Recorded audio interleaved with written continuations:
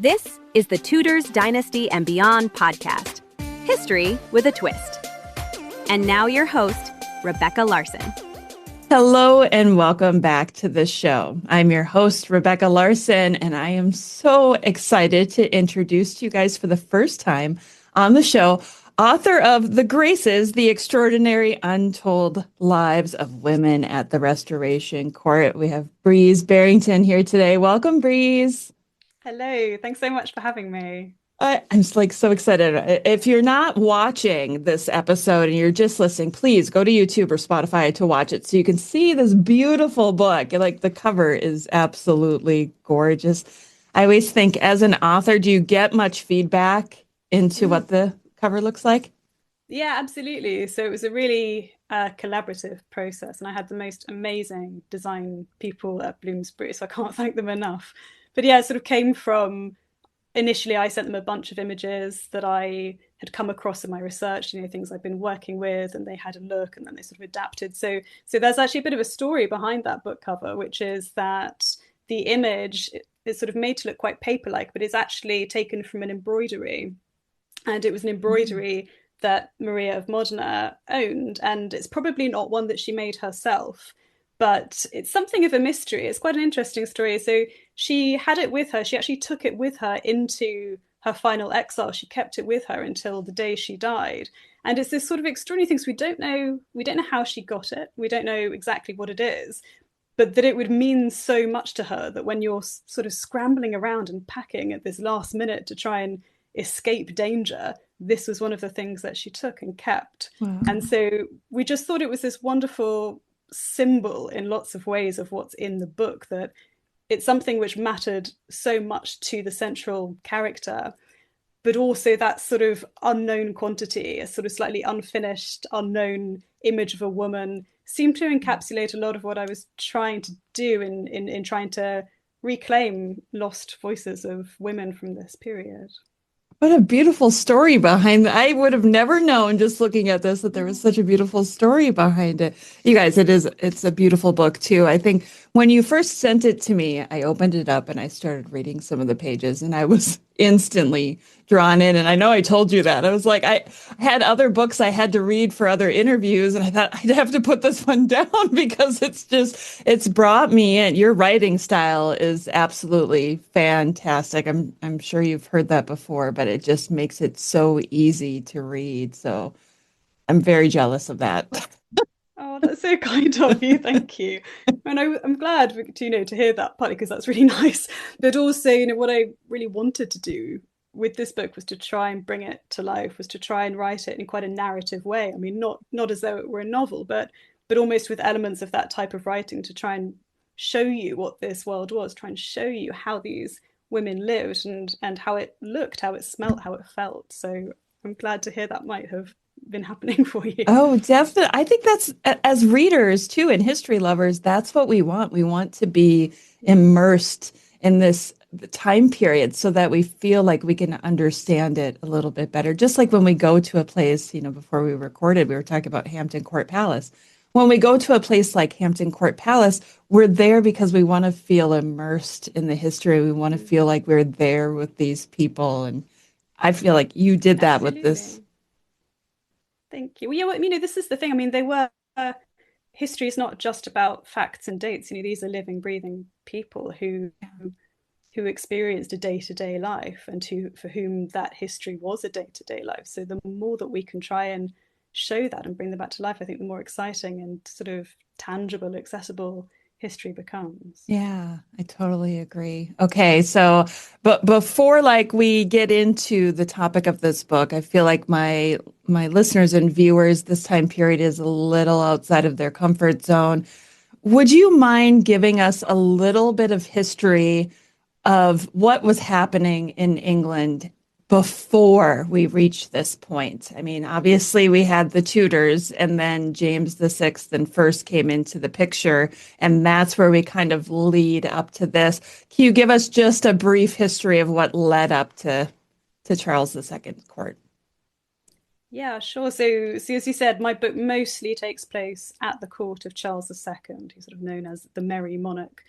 And his reign was a pretty successful one, as far as we can make those kinds of claims. And he certainly kind of survived it, if you like. But his position in England was by no means kind of guaranteed. So Charles II became king after, decades of very turbulent history.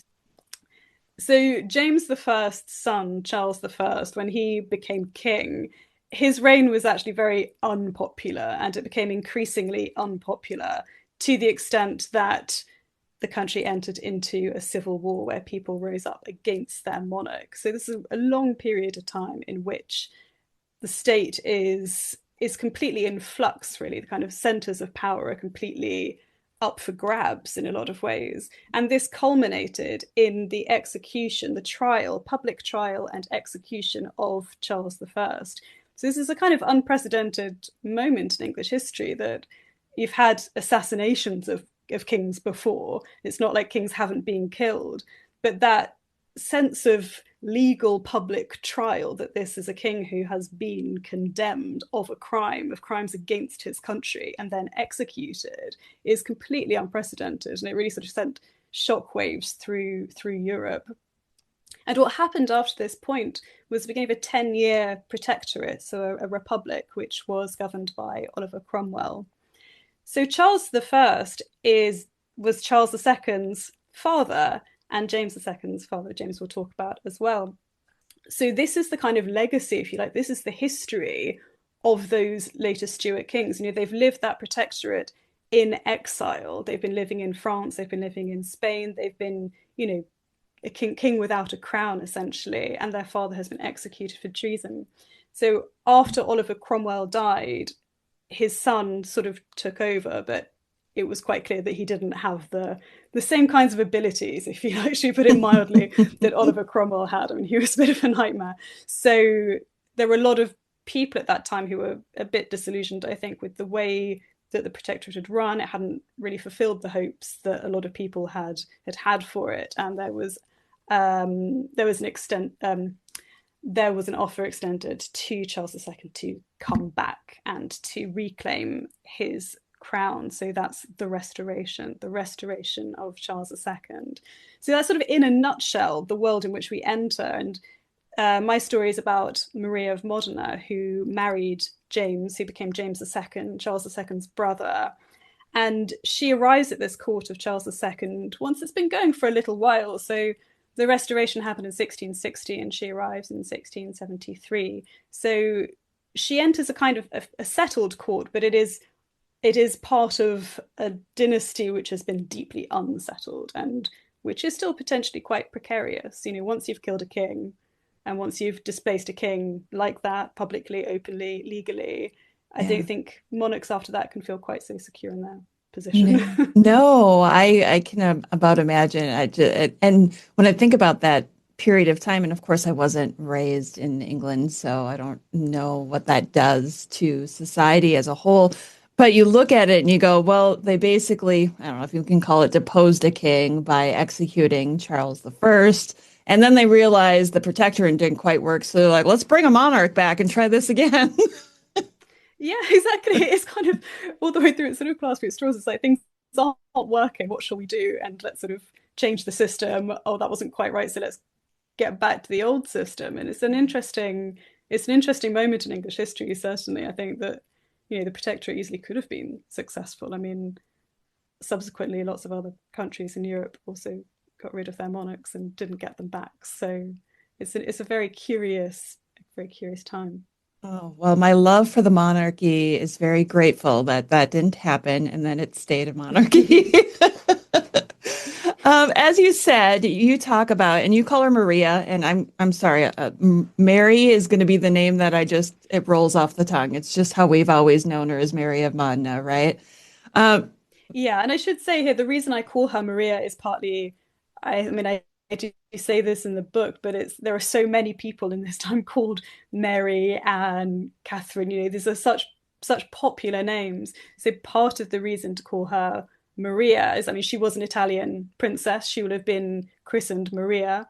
And so I sort of wanted to retain her Italian identity, and I also wanted to easily differentiate which Mary I was talking about throughout the book. So Yeah. you may well know her as Mary of Modena, and that's not wrong. When she came to England, she was known as Mary, but yes, as I said, I had her down as Maria. Yeah, I don't blame you, because when you start talking about James's daughter Mary, then you have, Chaos. Mary. Yeah, yeah. So I get it. I'm going to do It's my bad enough best. with the Annes. I've got something like 4 Annes in the book that I talk about all in one chapter. Absolute chaos. Well, you did a good job, because I was able to keep them separated. So thank you for that. And, this book, it's like I said, it's absolutely wonderful. And I'm still reading it. I'm only about halfway through, so I don't even know how it ends. I've gotten to the point of them being in exile in Scotland, I believe. So that's as far as I've gotten. But I need to make time to finish this book, because I'm really enjoying it. But I want to kind of start from the beginning, because you start the book with Maria's childhood, actually, like her time before England. So let's talk about that. Where was she? Like you said, she was Italian. What did her life look like? What were her expectations of life at that time? So she was born in Modena. She was a daughter of the Este dynasty. And the Estes were one of Italy's sort of great ruling families, along with the Medici, along with the Borgias. This is one of the ruling dynasties. By the time Maria was born, the dynasty was somewhat in decline. It wasn't quite as strong as it had been before. There had been various succession problems. There had been wars. They had lost lands, mostly to the Papal States. And they were still an important family. They were still a powerful family, but they weren't the great kind of military presence, if you like, that they'd been before. So a lot of what that means is that they were operating through a kind of soft power, through marriages, through artistic production, through all of those different sorts of ways that you can still show your significance, I suppose. And they were still very closely aligned to France, for example. The regent, who was called Laura, she was Maria's mother. She was one of the nieces of Cardinal Mazarin, who was the great advisor to Louis XIV. So this is a family with connections, if you like, but who, again, they feel themselves, I think, a little precarious. They've lost a lot of what they had, but they still have a huge amount of dignity. So Maria is a daughter of this dynasty. She's the only daughter. She has one younger brother. Her father died when they were very young, so her mother took over rule until the son Francesco came of age. And Laura was an incredible woman. She was incredibly intelligent. She was very powerful. She was very strong. And she believed in women's education, and she believed that her daughter should be educated in the same way as her son. She didn't see that there should be any difference. And she had very high expectations of these children. She thought they should be great intellectuals, that they should be strong, powerful, brave. They should be worthy of the name of Este. So Maria has this rigorous education, which mostly took place in a convent, which was attached to the palace. It had a sort of a bridge of sighs, which attached it to the palace. And this convent had actually been founded by Maria's mother, Laura. So this is the sort of the world that she grew up in, and she found the convent life wonderful. And it soon became her greatest desire, really, to become a nun and to enter into that convent. And for most of her life, she believed that would happen. And certainly her mother seemed initially to be very supportive of that ambition. But of course, she's an only daughter, and daughters are really the only way, or the best way, to spread a dynasty's power, to spread a dynasty abroad. And so I think that it's interesting that it didn't for such a long time seem plausible to Maria that would happen to her. Right, right. I feel like the central theme of this book is young women having to get married when they didn't want to get married. And very young. Yes. Yeah, absolutely. Yes. Yeah, absolutely. I deal with the women in my story. They're all royal or aristocratic. They all come from an enormous privilege in comparison to how normal women would have lived at that time. Yeah. But they have no control over their lives at all, and they are pawns in these political games of men. And yes, it is their duty, they're always told it's their duty to marry who they're told, have as many children, preferably sons, as they can, and that's it. That's what they're supposed to do. Yeah. I think in Italy, when Maria was living, it was a bit different because women did exercise power a bit more. And there are quite a few instances of that in different states in Italy.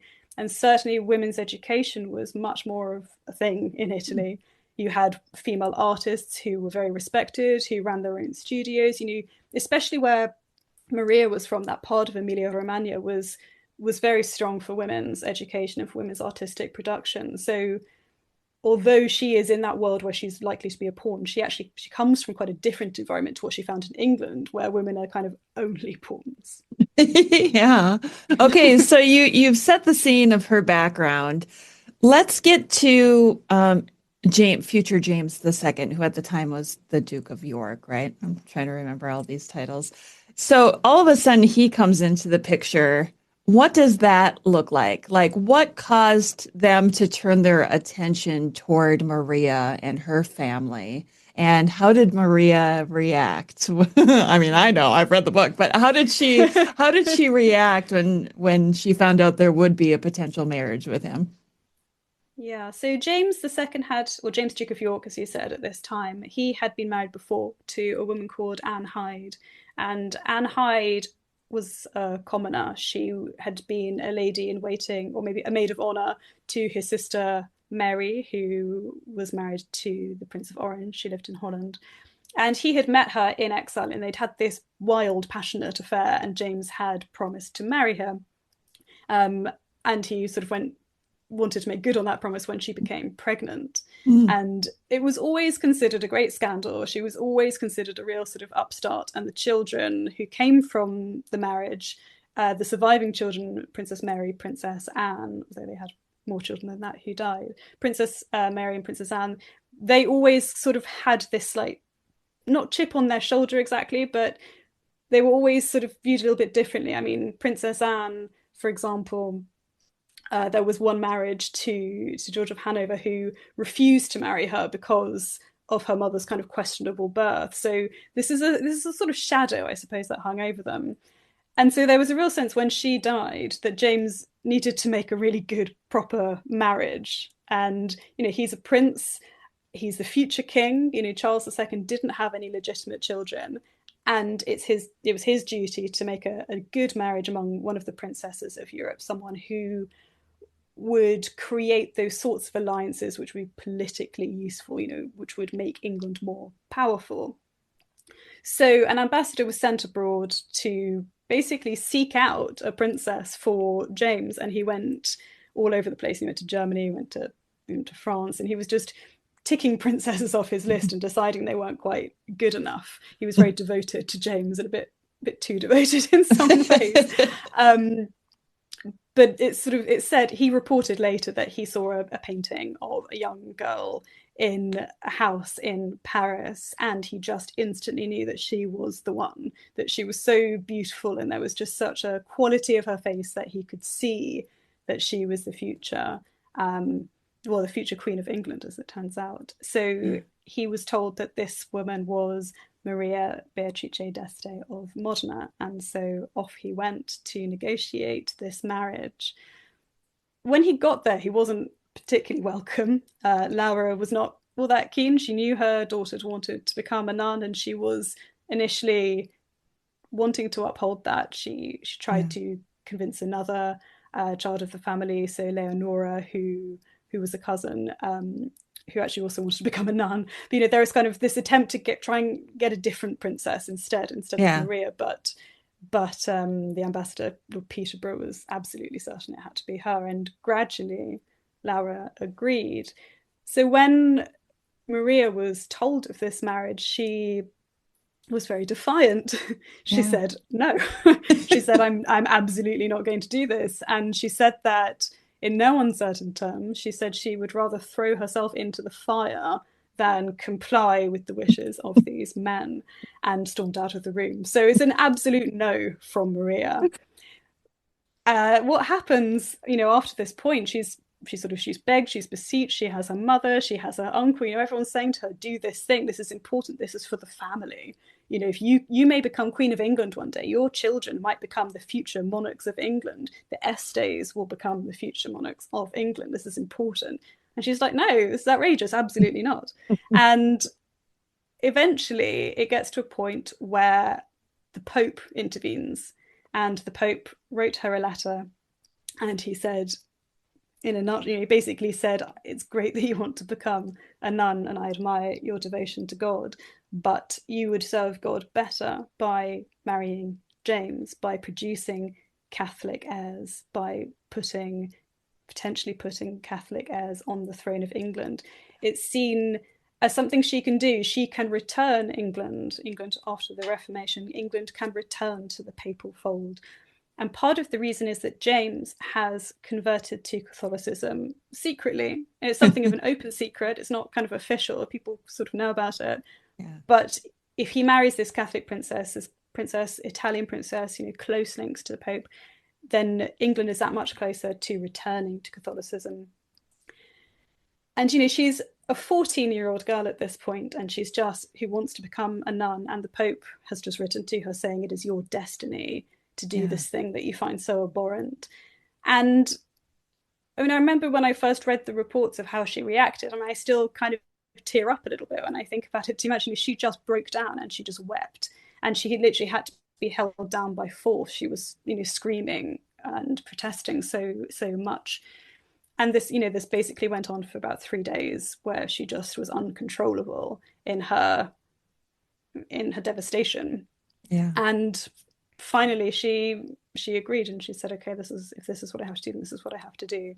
And on her 15th birthday, she left Modena for the last time and went to England to marry James. I always just feel so bad for these women in history who had no agency. It was, this is your duty. You must do this, and you're going to have to find a way to like it one way or another, because this is going to be what your life is. And I just feel for them.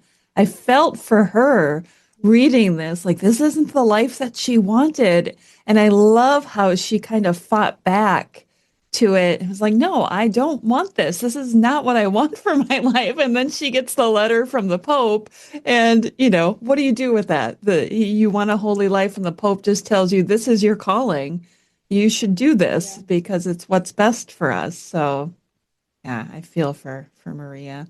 So she goes to England. At least she gets to bring her mother along with her for a time. Yes, so initially her mother and her uncle, and quite a substantial amount actually of the court of Modena, seemed to go with her.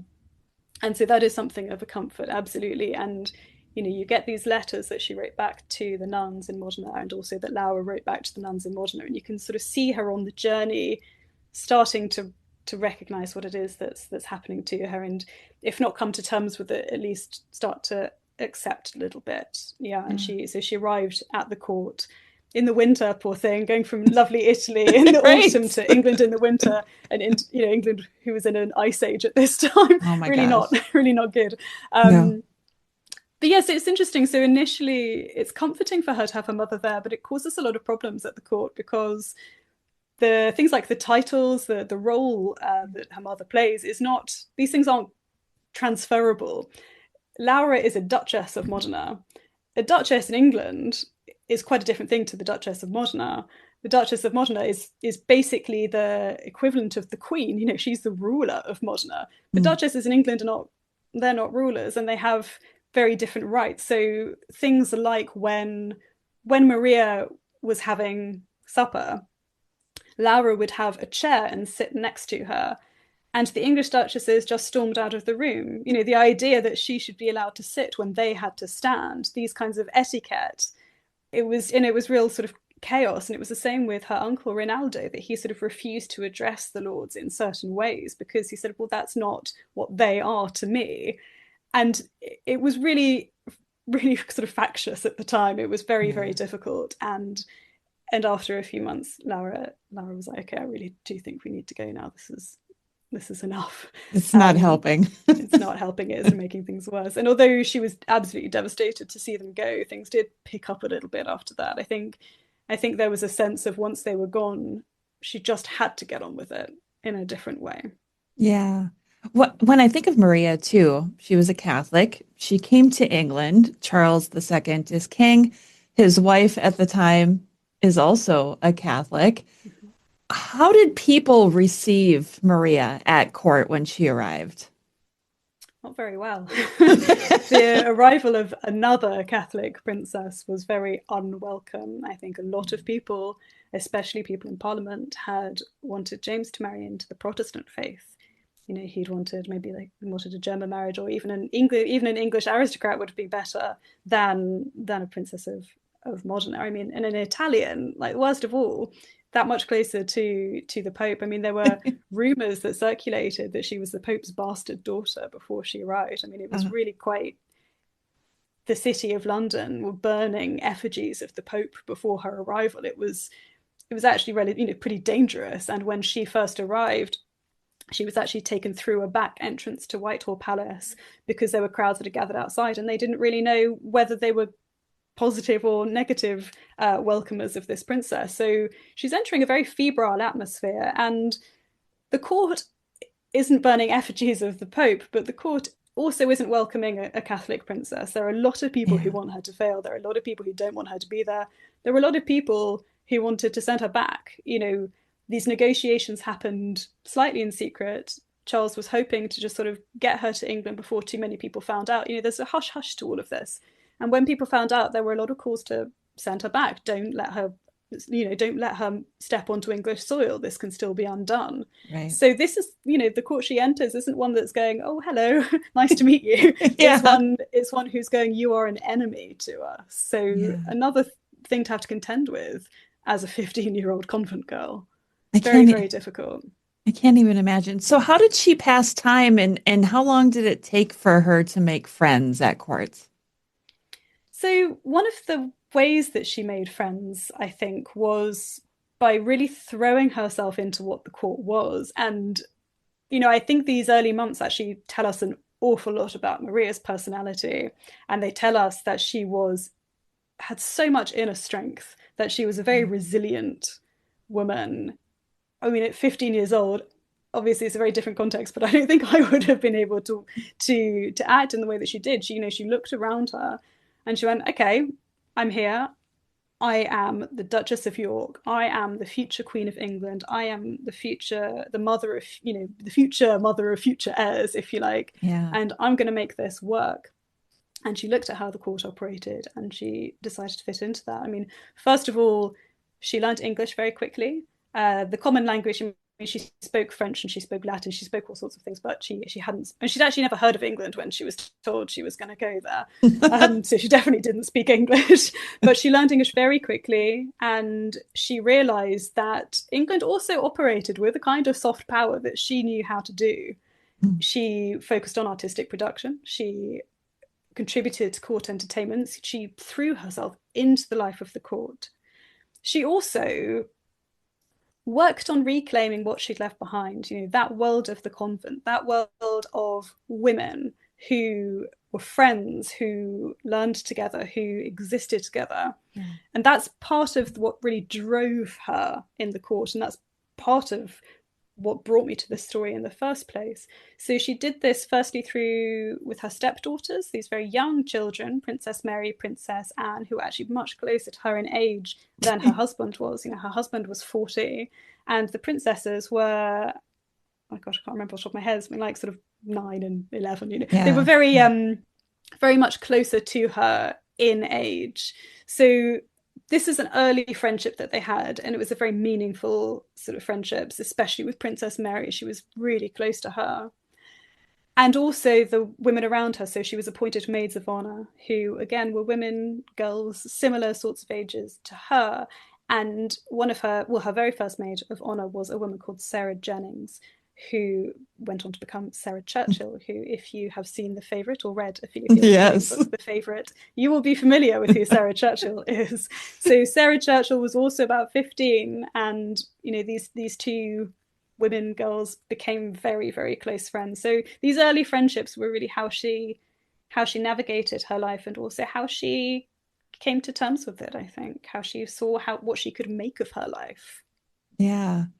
And I think one of the things that kind of surprised me, because this period of history is very foreign to me, there's bits and pieces.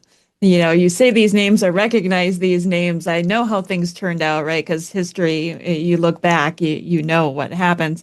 But Maria didn't really have a very good relationship with Queen Catherine, did she? Like you would think that the two would have been close since they were both Catholics.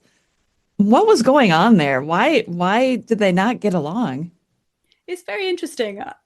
I don't feel that I ever really got to the bottom of their relationship in a way, because there are points where, certainly when they first met, they were not friends, they were not close, and there were definitely problems, which I'll sort of go into. But you do later get these points where they're spending a lot of time together, where they do seem to be quite close. But then you also get this point after everyone's, after they've been exiled in 1688, when they're living in France, when Catherine of Braganza asked to go and stay with them, and they said no, they blocked it. So I never quite managed to really get a good hold on what went on between them. But certainly when Maria first arrived, this very beautiful 15-year-old girl who has all of this kind of promise of having those heirs, of giving birth to those baby boys who can further that dynasty in a way that Catherine of Braganza hadn't. I think it was very painful to her to see this person arrive. It was almost like a usurpation of her role as the main woman at court, and I think it weighed heavily on her that she hadn't been able to have those children. So I think that from the beginning there are things like that. She wasn't, I think quite understandably, she wasn't happy to see this young woman arrive. And I think there were factions at court who, for their own reasons, wanted to stir that up. So I think there were a lot of people who put them against each other early on. The court was very like that. It was, I think I use this phrase in the book, it was a nest of vipers, essentially, and you really had to watch your back. And I think, Maria was very innocent. She hadn't been in a court particularly like that, and she certainly wouldn't have been subjected to it when that had happened. So she's not really prepared for this world. So I think there are a lot of things set against them. There are also moments like when Maria's cousin, Hortense Mancini, arrived at the court. Hortense Mancini, who was basically brought there in order to become a mistress to Charles II. And of course, Maria has her in her household. Maria, and she's her relative. And actually although her arrival wasn't hugely welcomed by Maria, they got on extremely well, and she was a real lifeline to her. Yeah. But there are problems that come from that, when other mistresses say, well, Maria never came to see me, and then she has to go and see them. And then Catherine of Braganza is going, well, you've just gone to visit my husband's mistress. Why do you think that I'm going to, accept that? And she's sort of, there are all these points where she's just thrown into these sort of court politics where she's going, I did not sign up for this. This is not my fault. But she's just being kind of bandied about. So I suppose what I'm trying to say is I think it's very difficult for these women to maintain these sorts of friendships when there are so many other things at stake, and there are so many people whispering in each other's ears, and you don't really know who you can trust. And for whatever reason, these women were slightly set against each other. As I said, though, they did spend quite a lot of time together, and there's a really touching account of when Charles II died, of these women mourning together and crying together and holding each other. And so there's this, because Maria became very, very close to Charles II. He was like a brother to her. And so I think images like that, you sort of show, well, there is a deep connection here. They don't have to be together. Catherine could have mourned with one of her ladies, Maria could have mourned with her ladies, but they're there together. They're there consoling each other. So I don't think it's so black and white as to say they didn't get on. They didn't have a good relationship. I think they clearly had a complicated relationship. And I'm very sorry that I wasn't able to find as much evidence as I'd have liked to have said what actually went on. But, maybe it is out there. Maybe someone else will find it. And that would be fascinating.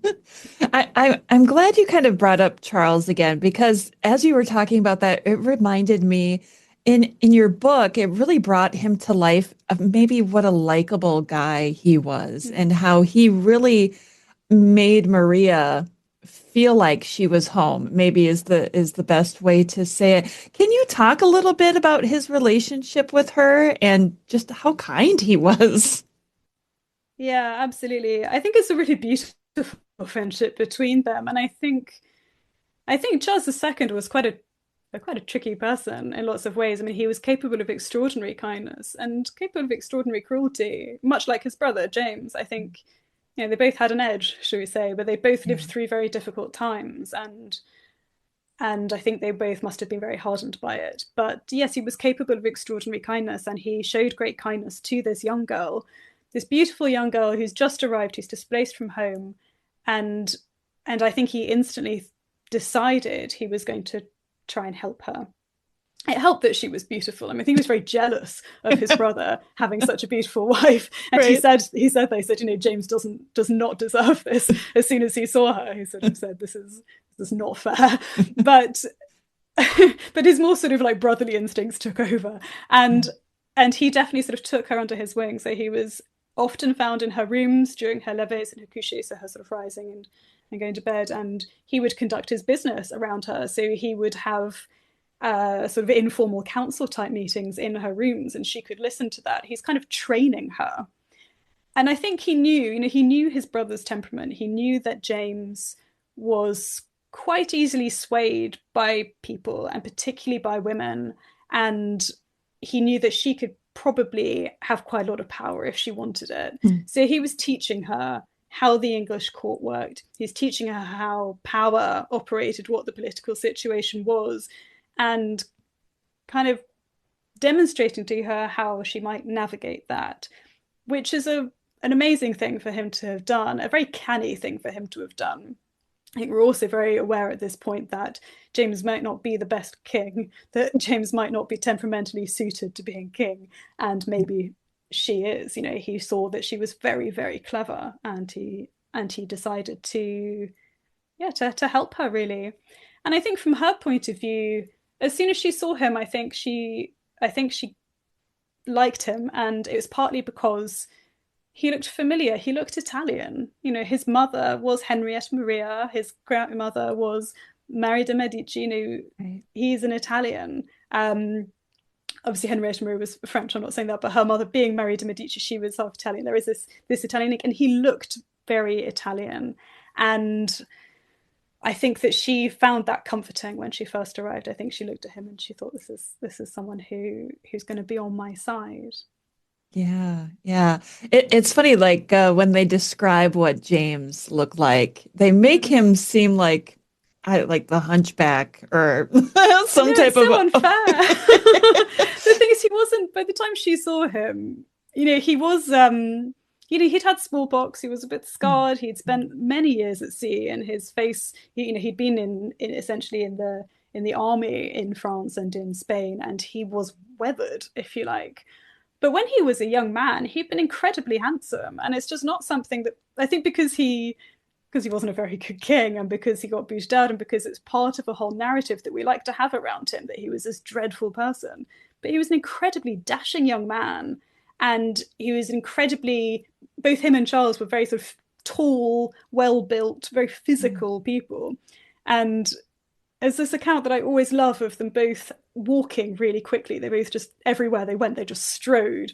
And you have this sort of image of them walking around St. James Park with the court, and the court just sort of struggling to keep up. I always find that quite amusing. But, these are very sort of healthy, handsome men, these two brothers. And yes, by the time she met James, he perhaps wasn't quite that same man, but I know, I always feel a bit bad for him that he's depicted as this sort of monstrosity. I know. And then, of course, you look at the portraits that were painted. And, of course, Charles, as king at the time, was, so regal and dashing. Like, of course, he had so many mistresses and illegitimate. Look at him.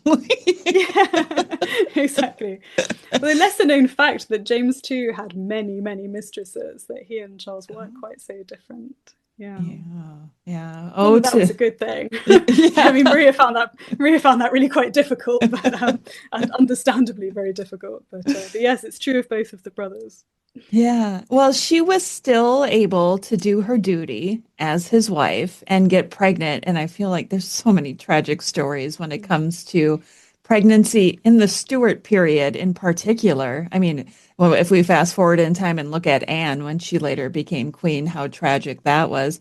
And Maria went through some very similar circumstances. Can you talk a little bit about some of her pregnancies? Yes, absolutely. So, I mean, as you said, these Stuart women had a very, very difficult time. Um, Perhaps none more so than Princess Anne, like you were saying, who had, I think, 14 pregnancies Yeah. and no surviving children, and no children who lived beyond the age of 5, I think. So it's incredibly traumatic. I think partly to do with the way that medicine was operating at this time. When you hear of these babies when they're born, the kinds of things that they're fed, when they get ill, the kinds of medicine they're given, it's sort of miraculous that any would have survived under those circumstances. I mean, we hear of when one of Maria's children, when they're born, is denied milk and is given water and gruel. This is a newborn baby. And you just think, well, if that's what they thought was right for them, then no wonder these babies didn't survive. And that same child, when it started to lose strength, it was just given bottles and bottles of medicine every day. And there's a report of one of these bottles getting knocked over and it burning through the tablecloth, the liquid that came out. And this has been given to a baby. Yeah. So I do think that the mortality, the terrible infant mortality in this time, is partly to do with just terrifying medical beliefs. And I don't know what the mortality rate would have been like for much poorer women. I'm sure, obviously there are other problems that go with being impoverished and poor, or even just kind of regular. But these women who had access to these doctors, it's probably one of the worst scenarios to be in. You sort of think it would be something of great privilege, but actually, it probably is part of the downfall. Mm. But Maria was pregnant, within months of arriving in England, and she had many pregnancies. She had many miscarriages, and she had many children who died when they were very young. So from her earliest time there, her life was shrouded in these kinds of pain, this kind of sadness, this kind of loss. One of the most tragic, I think, that would have happened was when she and James were sent into exile in Scotland in 1678, and she had to leave her daughter behind. So this was a living daughter she had after something like 4 pregnancies. And while she was away, her daughter died. Mm. And you just get these heartbreaking letters, and the grief that she felt when she lost that child had caused her to miscarry the child that she was then pregnant with. And she wrote this letter to her brother, which is just talking about how awful it is. Yeah. And when she finally had a son, that son, as a few weeks old, was caught smallpox and died. And she wrote this letter to her brother then, saying, I hoped that God would spare me at least this one. She'd Yeah. had so many children to die. But the way that she seems to approach these is again, it's remarkable. It's the way, it's the kind of the resilience she has, a kind of tragic resilience in this case. But she wrote to him, like I said, that she'd hoped that God would spare this child, but she also says that she's grateful that she has more angels in heaven to pray for her, and she, is very much a kind of God's will be done. And to be able to say that under those circumstances, I think again it shows an extraordinary inner strength and spirit and resolve, and that deep devotion that she always had to her faith must have been a great comfort. Yeah. But it is, of course, also one of her children, which brings about her and her husband's downfall, if you like, that when she gave birth to a second son in 1688, it was the catalyst for the Glorious Revolution. Wow. So her childbearing is of historical significance. Yes, yeah, it is. So as far as I've gotten in the book was just past or during the Popish plot, essentially. Yeah. And you talked So that about point when she's sent to Scotland. Yeah, exactly yes. then. Yeah. So I'm glad that you brought up the exile in Scotland, and it reminded me of a story that you told about her, or maybe just what you mentioned about her sense of duty, how she would have loved to stay behind in England with her daughter at the time, but she felt this sense of duty to be alongside her husband. Yeah, exactly. It says a lot about her character. It says an enormous amount, and the fact that her child died while she was away, it just emphasizes that, I think. And yes, absolutely, she could have stayed behind. So the Popish plot was a fake, a made-up Catholic hatred plot.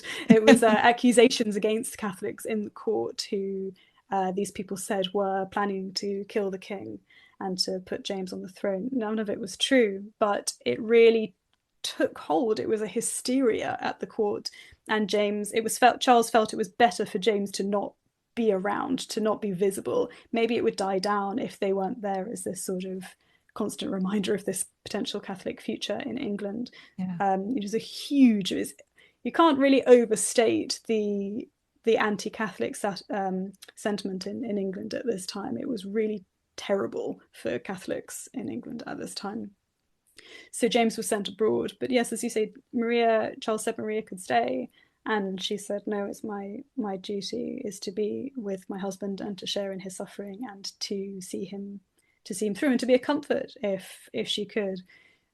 James said on his deathbed, he remarked to the two children they had who were alive at that time what a role model Marie would be for her daughter who was there, and he said that he kind of likened her to a martyr, the way she had been so devoted to him, the way she had been so dutiful to him.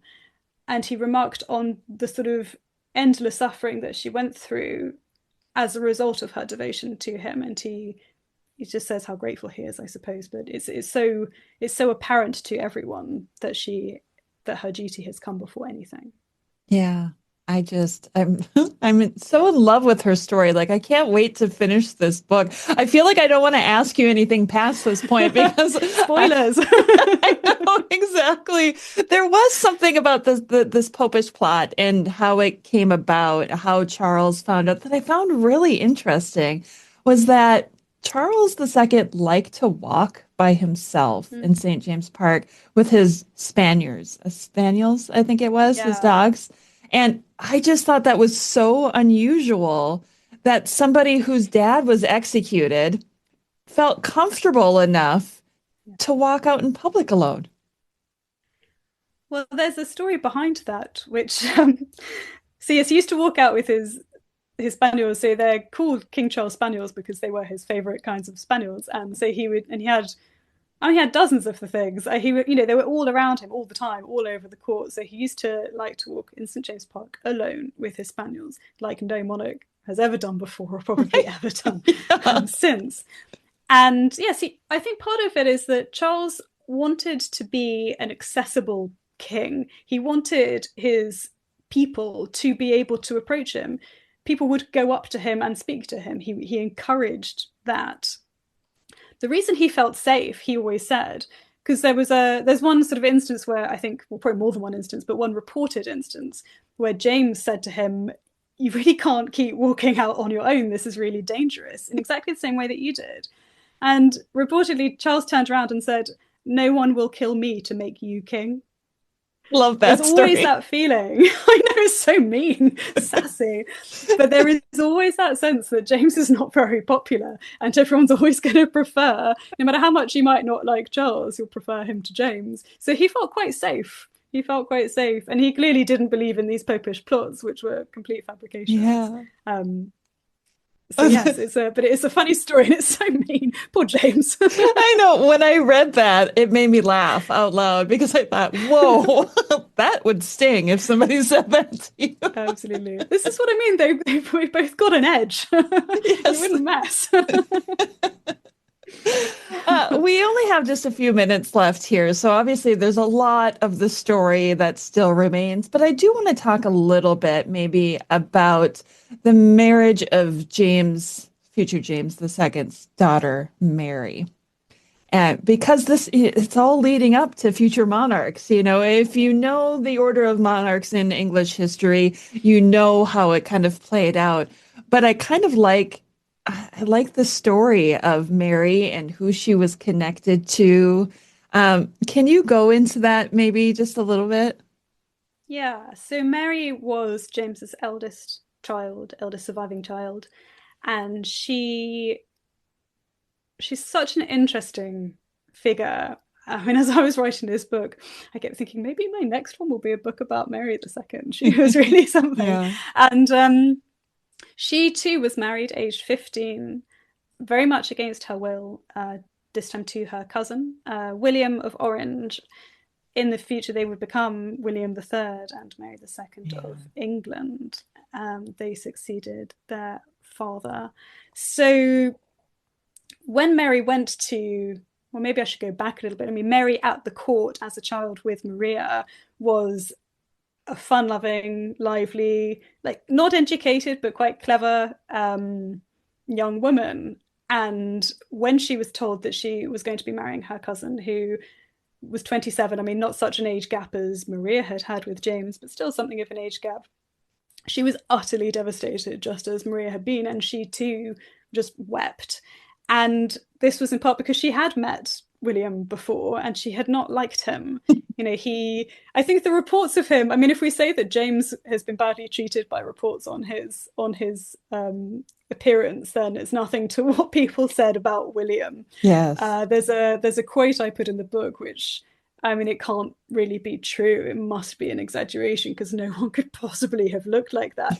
But they make him out to be some sort of terrible, ugly bird with these sort of talons and a stooped back and, you know, sort of long nose and very pale, and it's just the worst things that you can describe someone as. It's really unpleasant. So, but you know, as they say, no smoke without fire. He probably wasn't a handsome man, and he certainly in temperament was very different to her. He was a very serious man, and I mean, he was formidably clever. This is one of the things I really found researching this book, was that he was an extraordinary person, I think, you know, ferociously clever and really strategically clever.